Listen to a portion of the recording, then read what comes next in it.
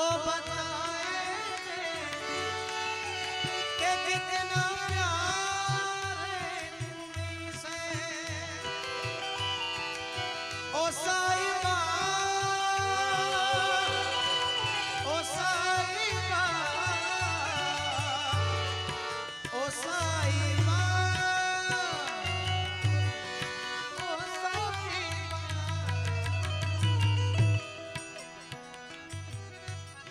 અને જેને પ્રેમ કરતા હોય ને એને ક્યારેય ભૂલાય નહીં. શું કામ?